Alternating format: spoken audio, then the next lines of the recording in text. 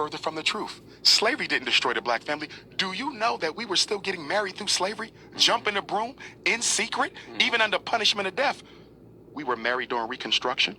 We were married during civil rights. When do you begin to see the rise of the single-parented black female household? 1970. After they killed Dr. King, the United States government said we must neutralize the black power base. And they determined that the black power base was the black family.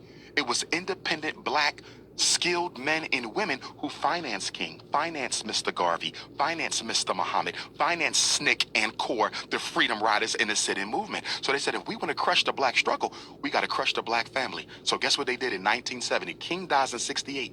In 1970, they came into the black communities and de-industrialized our city centers. In 1970, they started shutting down the factories. Remember, up until the 50s and 60s, you didn't need a college degree to get a decent job.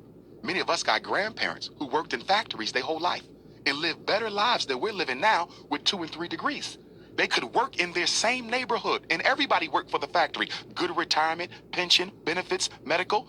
They started shutting down the factories in 1970, and then they went into the high schools and did what?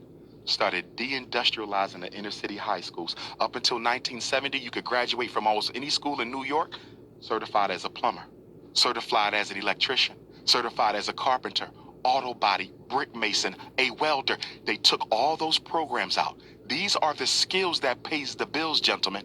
As long as you have a skill, you can always feed your family. But if all you got is college degrees, you might end up in the unemployment line. Why? Because the skills that we learn in college are not necessarily marketable to other black people. I'm a psychologist. Ain't too many black people running around looking for a psychologist to reveal all the skeletons in their closet. Yeah, you rather talk to a white Exactly. person. So they started sending us to college instead of teaching us how to work with our hands. That was the 70s. That was the economic castration of the black male.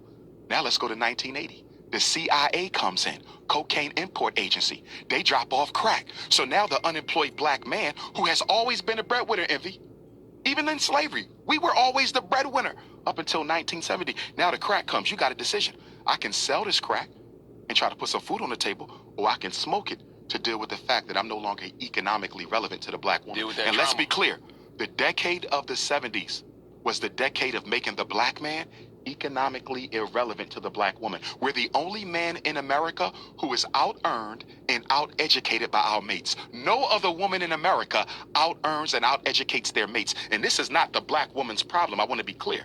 This was systematically done to make us irrelevant to our families. Then the 1990s come, Bill Clinton crime bill.